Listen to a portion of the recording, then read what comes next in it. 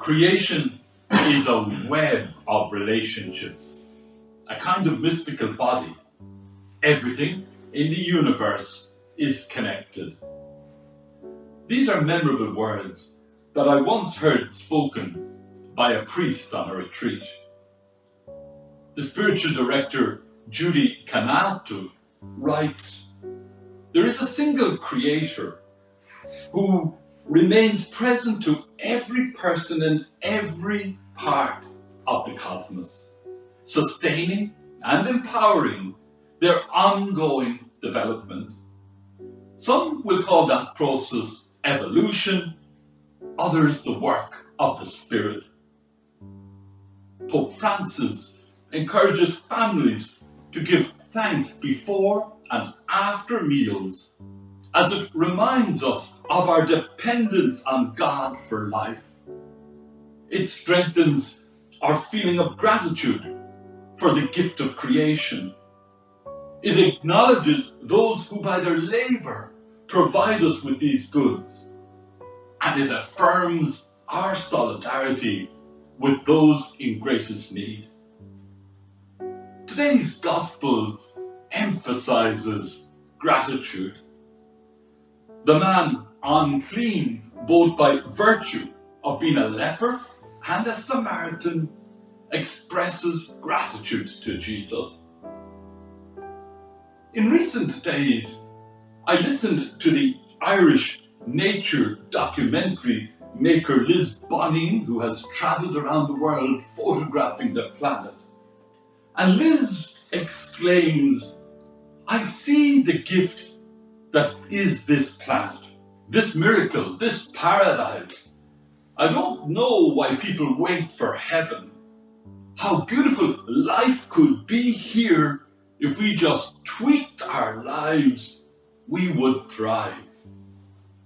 Then, informatively, Liz adds, "For a very long time, we have known that by degrading nature, especially healthy rainforests, places that host the greatest variety of species, we are allowing the viruses that are endemic in certain species in those forests to jump to young species. We have known that for ages. The AIDS pandemic, the SARS epidemic, Ebola, all of these things are related to either the degradation of forests or the exposure of wild animals to farm animals or to humans." This focus on disease brought me back again to both the cure of Naaman, a Syrian outsider, and the Samaritan leper. Jesus, through an unforgettable question, rings out a theme of gratefulness. He asks, "Was none of them found to return and give praise to God except the foreigner?" Healing is always sought after. In New York, a new style of clinic called Nushima is growing in popularity. At this clinic, ketamine, a hallucination drug, is offered to people who struggle to find happiness. The clinic owner claims the drug turns off all the overthinking and allows greater access to the inner voice which has all the answers.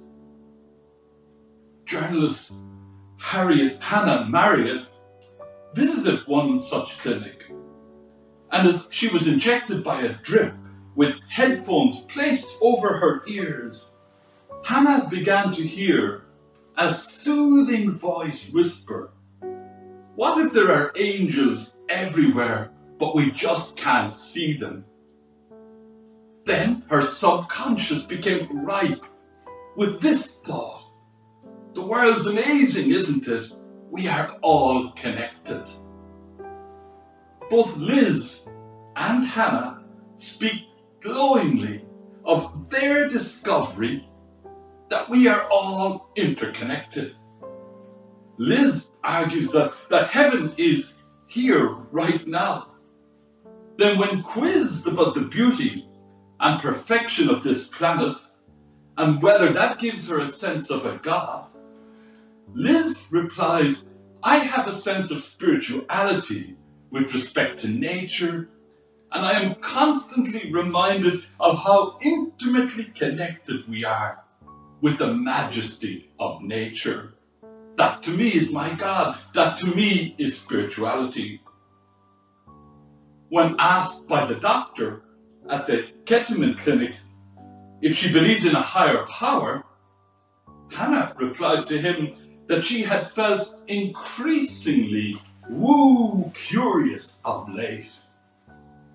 The doctor responded that he had studied spirituality and sees it as a science that we don't understand yet. Christian believers don't need to travel the world to physically see the beauty of the planet or to visit a Kettleman wellness center.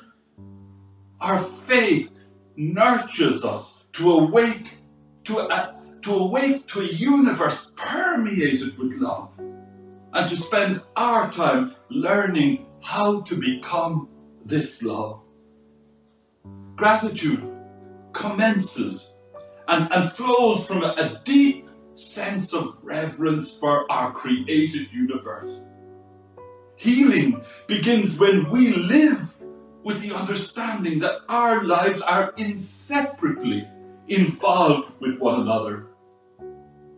Spiritual guru Father Richard Rohr believes that deep in our DNAs, we belong to the stars, the trees, and the galaxies. We belong to one another because we have the same source of love. The love that flows through the trees is the same love that flows through our beings.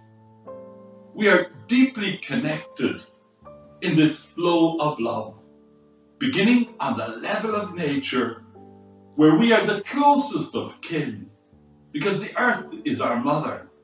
Amen.